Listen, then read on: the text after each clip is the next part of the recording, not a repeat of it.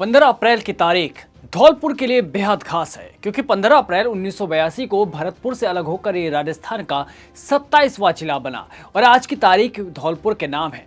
तो आज बात इतिहास को अपने समेटे विकसित धौलपुर की करेंगे, जिसका इतिहास गवाही है बदलती सियासत का।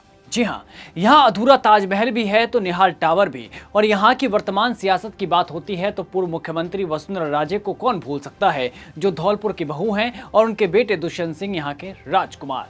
धौलपुर का लाल बलुआ पत्थर, जिससे दिल्ली का लाल किला बना, राष्ट्रपति भवन बना और संसद भवन का निर्माण भी किया गया। तो चलिए आज बात करेंगे धौलपुर की, जानेंगे धौलपुर के इतिहास को। कहते हैं कि भारत का विकास शहरों में और विश्वास गांव में बसता है। ये कथन आज भी उतना ही प्रासंगिक है, खासकर तब जब हम राजस्थान के सीमांत जिले धौलपुर की बात करते हैं। देश की आज़ादी के बाद महात्मा गांधी ने जिस समग्र ग्रामीण विकास का सपना देखा था, धौलपुर उस सपने की जमीनी तस्वीर को अपने संघर्ष और बदलाव के साथ बयां करता है। धौलपुर का इतिहास बेहद प्राचीन और गौरवशाली रहा है। बौद्ध काल में ये मत्स्य जनपद का हिस्सा था और बाद में मौर्य साम्राज्य के अधीन रहा। 10वीं सदी के आसपास चौहान शासकों ने यहाँ शासन किया, जबकि 1194 में ये मोहम्मद गौरी के अधीन आ गया। कहा जाता है कि 700 ईस्वी में तोमर वंश के शासक राजा धोलन देव तोमर ने इस नगर की स्थापना की, जो पहले धवलपुरी और बाद में धौलपुर के नाम से प्रसिद्ध हुआ। आज़ादी से पहले धौलपुर एक स्वतंत्र रियासत हुआ करती थी। देश की स्वतंत्रता के बाद जब रियासतों का एकीकरण की प्रक्रिया शुरू हुई, तब धौलपुर ने भी इसमें अपना अहम योगदान दिया। राजस्थान के एकीकरण के समय धौलपुर महाराजा राणा उदयभान सिंह ने विलय पर 14 अगस्त 1947 को सबसे अंत में हस्ताक्षर किए थे। 18 मार्च 1948 को धौलपुर ने करौली, भरतपुर और अलवर के साथ मिलकर मत्स्य संघ का गठन किया। इस संघ के राजप्रमुख धौलपुर के महाराजा राणा उदयभान सिंह बने। उस समय यह सवाल था कि धौलपुर का विलय राजस्थान में होगा या फिर उत्तर प्रदेश में। इस विषय पर सरदार वल्लभ भाई पटेल ने शंकर रायदेव आयोग को धौलपुर भेजा। धौलपुर की जनता ने उस समय ऐतिहासिक फैसला लेते हुए और ये कहते हुए कि हम राणा की तलवार और सांगा और प्रताप के शौर्य वाले राजस्थान में विलय होना चाहते हैं, और राजस्थान में विलय की इच्छा जताई। इसके बाद 15 मई 1949 को मत्स्य संघ का संयुक्त विरुद्ध राजस्थान में विलय हो गया। यह निर्णय राजस्थान के निर्माण में मील का पत्थर साबित हुआ। धौलपुर की धरती स्वतंत्रता आंदोलन में भी अग्रणी रही है। यहाँ के युवा, किसान और व्यापारियों ने देश की आज़ादी में बेहद ही महत्वपूर्ण योगदान दिया। स्वतंत्रता सेनानी मंगल सिंह, जौहरी लाल इंदू, छत्तर सिंह और पंचम सिंह जैसे क्रांतिकारियों ने इस मिट्टी को गौरवान्वित किया है। प्राकृतिक दृष्टि से देखें तो धौलपुर बेहद खास है। चंबल नदी जिले के दक्षिणी सीमा से बहती है, जो इसे मध्य प्रदेश से अलग करती है। चंबल के बिहड़, मिट्टी के ऊंचे ऊंचे टीले, बहती नदी का दृश्य बहुत ही मनमोहक होता है। वहीं लाल बलुआ पत्थर की पहाड़ियां अपनी बारीक कारीगरी के लिए विश्व भर में प्रसिद्ध है। एक समय था जब धौलपुर का नाम चंबल के बिहड़ों और डकैतों के कारण भय का पर्याय बना हुआ था, लेकिन समय के साथ हालात बदले। आत्मसमर्पण और सख्त कार्रवाई के चलते अपराधों में कमी आई और बिहड़ क्षेत्रों में थाने चौकियां खुलने से लोगों में सुरक्षा की भावना भी मजबूत हुई। लेकिन आज जो धौलपुर जिला बना है, वो पहले ऐसा नहीं था। धौलपुर का प्रशासनिक सफर भी काफी संघर्षों से भरा रहा है। आज़ादी के बाद ये भरतपुर जिले का हिस्सा था। अलग जिला बनाने की मांग को लेकर 1981 में एक बड़ा आंदोलन हुआ, जिसकी गूंज तत्कालीन मुख्यमंत्री शिवचरण माथुर तक पहुंची। उन्होंने 15 अप्रैल 1982 को धौलपुर को राजस्थान का 27वां जिला घोषित किया। तभी से हर साल 15 अप्रैल को धौलपुर दिवस मनाया जाता है। जिला बनने के बाद जहां एक और बुनियादी सुविधाओं में सुधार हुआ, वहीं दूसरी ओर स्थानीय लोगों का कहना है कि विकास की गति अपेक्षाकृत थोड़ी धीमी रही है। मैं जिला स्थापना दिवस पर समस्त जिले वासियों को हार्दिक शुभकामना देता हूं। 2 अप्रैल 1982 को धौलपुर जिला अस्तित्व में आया।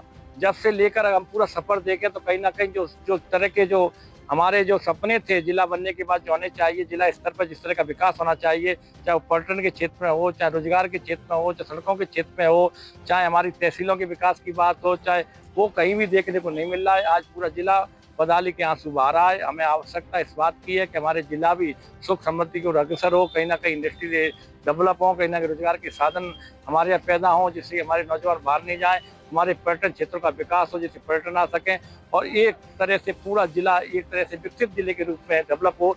यही मैं मंगल भावना पाता हूँ और सबको हार्दिक शुभकामनाएं जिला स्थापना दिवस की देता हूँ। स्थानीय युवाओं का कहना है कि जिले में रोजगार के पर्याय अवसर नहीं है। उच्च शिक्षा प्राप्त करने के लिए उन्हें आज भी बाहर शहरों की ओर पलायन करना पड़ता है। उद्योग धंधों का ज्यादा विस्तार नहीं हो पाया। सीमित रहने के कारण युवाओं के लिए स्थायी रोजगार एक बड़ी चुनौती बना हुआ है। लेकिन धौलपुर के वासी क्या कहते हैं अपने इतिहास के बारे में, सुनिए।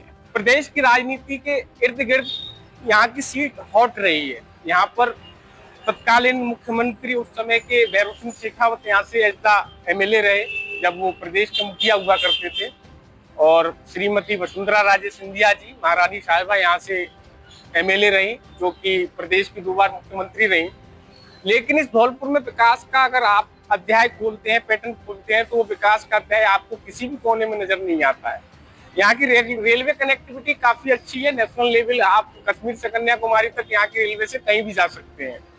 और बस स्टैंड की कनेक्टिविटी नेशनल लेवल की है, हर जगह के लिए बस उपलब्ध है। और यहाँ का जो बलुआ पत्थर है वो प्रदेश में और देश में हर मतलब काफी जगह जा रहा है। यहाँ पे इंडिया गेट तक में मतलब यहाँ का बलुआ पत्थर लगा है, लोगों के लिए रोजगार का आय का स्रोत रहा किसी समय में, लेकिन अब मशीनरी सिस्टम हो गया है तो वहाँ का भी रोजगार लोगों का खत्म हो गया है। और यहाँ पर जो चंबल नदी है, वो चंबल नदी का अध्याय यहाँ से अगर शुरुआत की जाए तो ये चंबल नदी भारत के काफी ऐसे क्षेत्र हैं जहाँ पर यहाँ से जाती है, और वहाँ पे यहाँ का पानी हम कोटा तक दे रहे हैं, भरतपुर तक दे रहे हैं। लेकिन यहाँ पर पानी के लिए जिले की व्यवस्थाओं की अगर बात की जाए तो सामने वाले व्यक्ति यहाँ के लोगों के लिए 15 से 20 दिन इंतजार करना पड़ता है कि पानी उनके घर पर उपलब्ध हो पाए। और मैं आपको बात करता हूँ कि इंडस्ट्रियल एरिया यहाँ के लोगों के लिए रोजगार की, तो यहाँ के लोगों के लिए रोजगार की, यहाँ का व्यक्ति एजुकेटेड होकर घर पर बैठा है और 8 से 10 हजार रुपए की नौकरी कर रहा है, और कुछ लोग अब अच्छी बड़ी बड़ी डिग्रियां करके बैठे हैं जो कि नौकरी के प्रयास में है। प्रदेश में नौकरियां निकल नहीं रही हैं और लोग यहाँ पर फैक्ट्रीज, इंडस्ट्रियल एरिया उस प्रकार की नहीं है कि जो यहाँ के युवाओं को पूर्ण रूप से रोजगार दे सके। वहीं बुजुर्गों की राय भी कुछ अलग नहीं है। उनका कहना है कि चंबल नदी धौलपुर से होकर गुजरती है, लेकिन जिले के कई हिस्सों में आज भी पानी की समस्या बनी हुई है। उनका आरोप है कि चंबल का पानी अन्य क्षेत्रों तक पहुंच जाता है, लेकिन स्थानीय स्तर पर इसका लाभ उन लोगों को ही नहीं मिल पाता। धौलपुर की प्राकृतिक और ऐतिहासिक विरासत होने के बावजूद भी पर्यटन के क्षेत्र में अपेक्षाकृत विकास नहीं हो सका। चंबल के बिहड़, लाल पत्थर की पहाड़ियां और ऐतिहासिक स्थल होने के बावजूद यहाँ पर्यटन को बढ़ावा देने के लिए कोई विशेष पहल नहीं दिखाई देती।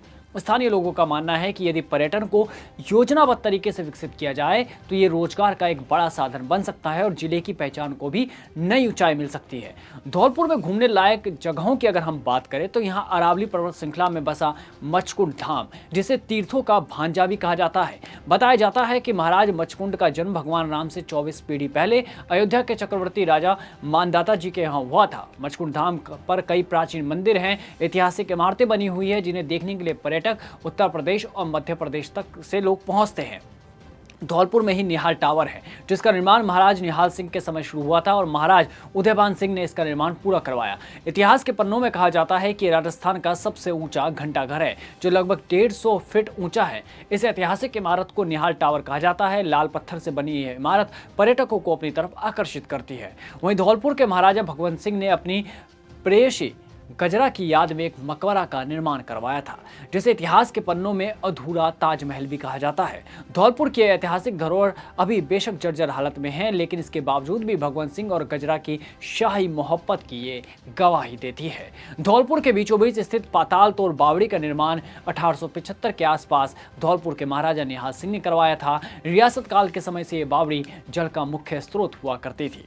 धौलपुर से ही 27 किलोमीटर दूर एक बेहद खूबसूरत झील और महल है, जो तालाब ए शाही के नाम से प्रसिद्ध है, जिसे 1617 ईस्वी में राजकुमार शाहजहां के लिए यहाँ एक विश्राम स्थल के रूप में बनवाया गया था। इतना सब कुछ होने के बावजूद भी धौलपुर में आज पर्यटन स्थल रूप में थोड़ा सा पिछड़ा हुआ नजर आता है। हालांकि धौलपुर दिवस जिले की उपलब्धियों और संघर्षों को याद करने का अवसर देता है, लेकिन ये दिन उन चुनौतियों को भी याद दिलाता है जो आज भी विकास के रास्ते में खड़ी है। सीमावर्ती जिला होने के बावजूद धौलपुर आज भी कई मायनों में उपेक्षा का शिकार है। जरूरत है यहाँ के प्राकृतिक संसाधनों, पर्यटन स्थलों और युवा शक्ति का सही उपयोग कर इसे विकास की मुख्य धारा में मजबूती से जोड़ा जाए। धौलपुर की कहानी केवल इतिहास के संघर्ष की नहीं बल्कि संभावनाओं की भी है। बस जरूरत है सही दिशा और ठोस प्रयासों की। खैर, धौलपुर दिवस का मौका है, ऐसे में धौलपुर वासियों ने इसे खूब धूमधाम से मनाया तो बच्चों ने इस दौरान हरियाली का संदेश भी दिया। आज धौलपुर स्थापना दिवस है। 15 अप्रैल 1982 में धौलपुर की जिले की स्थापना हुई थी। आज 44 साल गिरा है और इसी संदर्भ में सभी जिले वासियों को मैं बहुत बहुत शुभकामनाएं देता हूं। और आज बच्चों के माध्यम से प्रभात फेरी निकाला गया है और साथ ही सभी पुराने जो सरकारी बिल्डिंग्स है उसको भी डेकोरेटिव लाइट लगा के उसको भी डेकोरेट किया है। और पुनः मैं धौलपुर वासियों को बहुत बहुत शुभकामनाएं देता हूँ और सभी लोग प्रशासन के और सरकार के सहयोग करें ताकि धौलपुर के और तरक्की। तो अगली बार आप राजस्थान घूमने का प्लान करें तो एक वृत्त इतिहास को समेटे धौलपुर को ध्यान रखें, जहां प्रकृति के गजब के नज़ारे हैं। चंबल नदी सफारी है। सरमथुरा के पास स्थित लगभग 300 फीट ऊंचा प्राकृतिक झरना है जो मानसून के दौरान यहां की हरियाली और यहां का नज़ारा बेहद देखने लायक होता है। ये जानकारी आपको कैसी लगी कमेंट बॉक्स में जरूर बताएं। ये कहानी भेजी हमें संवाददाता राहुल शर्मा ने। मैं आपके साथ दीपक कुमार और आप देख रहे हैं पॉलिटिकल पंचायत। नमस्कार।